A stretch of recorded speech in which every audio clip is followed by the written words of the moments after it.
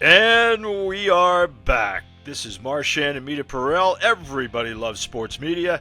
Andrew, Netflix co-CEO, said last week that they are not interested in the full NFL regular season packages. You buying it? No.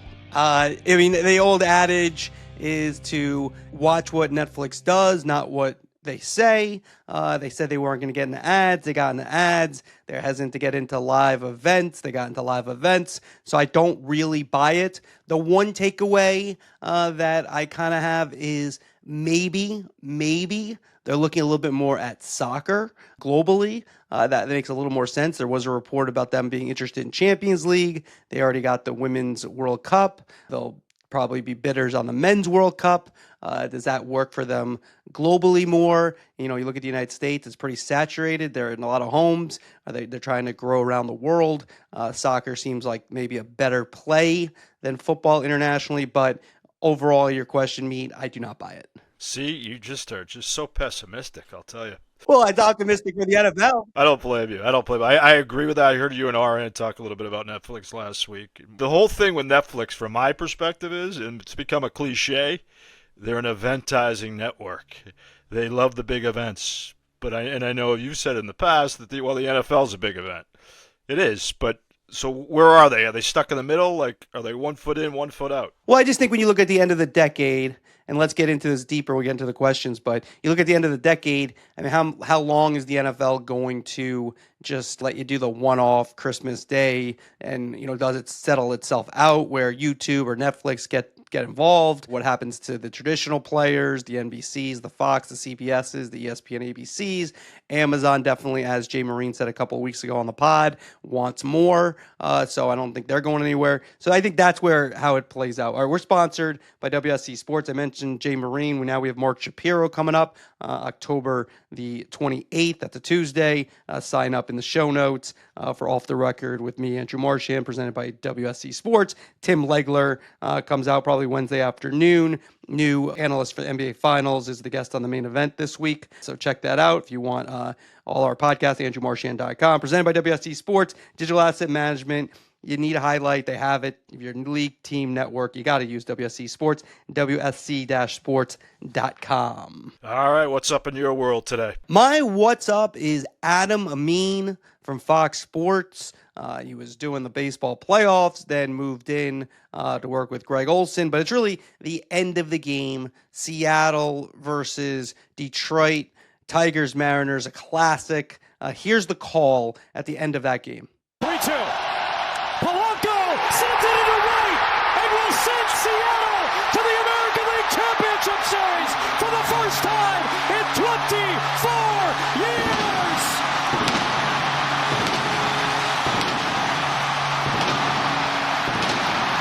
So when you're Adam Amin and you're moving into that next tier of doing big time games, when you have the chance to nail a call, you want to do it. You listen to that call, and he did that because, first off, wasn't too much. He hit what you're supposed to say, and then Fox did a good job with the pictures.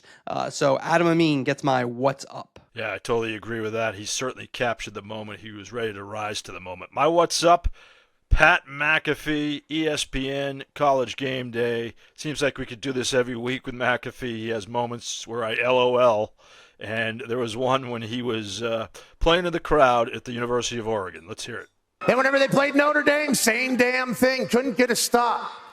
So whenever you think about what's happening up here, you think to yourself, hey, hey, hey, hey.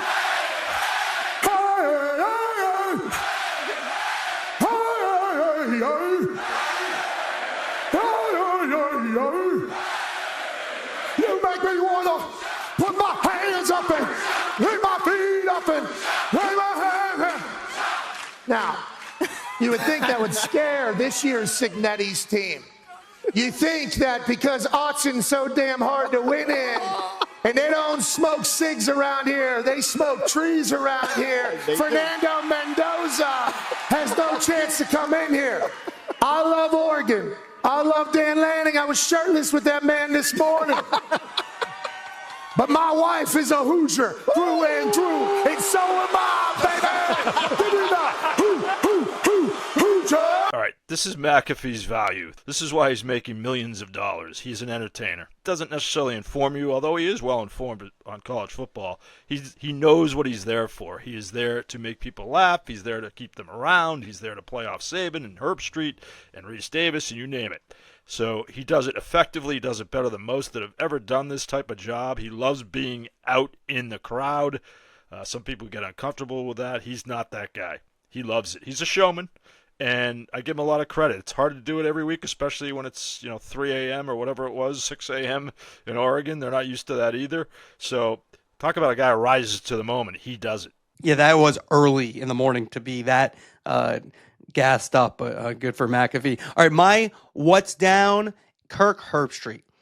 Nobody cares about any sports personalities travel, especially when they're going private. So on Saturday, Herbstreit is in Oregon, then has the private jet to get him to the Texas-Oklahoma game. They travel him out there. He leaves the show early. Then they have him on the private jet trying to do it. It's locking up. So every time he talks, it's like when you talk to somebody on a cell phone. Can you hear me? Can you hear me? That's not good TV.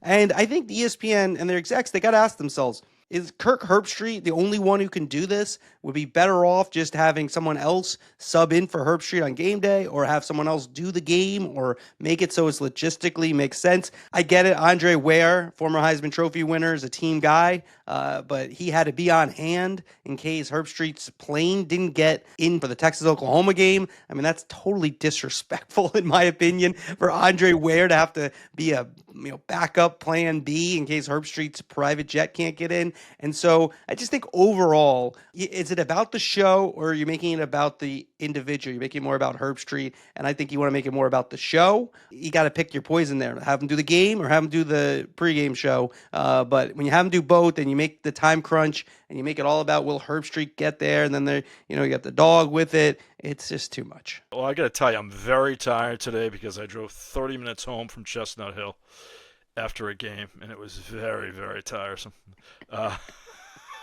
So I'm trying to You're figure it out. You're gutting it out, but, I the am. point is well taken. The point is well taken. Yes, yes, it is. You made me LOL with that tweet. We'll get into that later. But my what's down would be one Dan Dickerson. Now, who's Dan Dickerson? He is the voice on radio of the Detroit Tigers.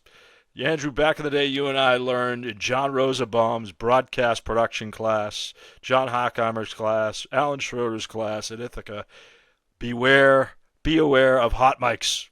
Be leery. The mic is always on. Chris Wheatley told us that at WICB. The mic is always on. So, you know what? Dan Dickerson, unfortunate moment. An F-bomb flew out of his mouth. And it was during a post-game situation. He didn't want to do a post-game wrap-up show. He didn't think the mic was on. And that's when it happened. It was a 15-inning game. I get it. He was tired.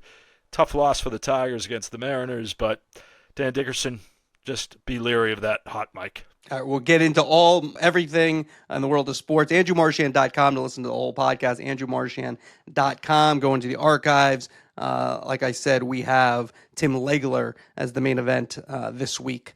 So look forward to sharing that one with you. AndrewMarchand.com.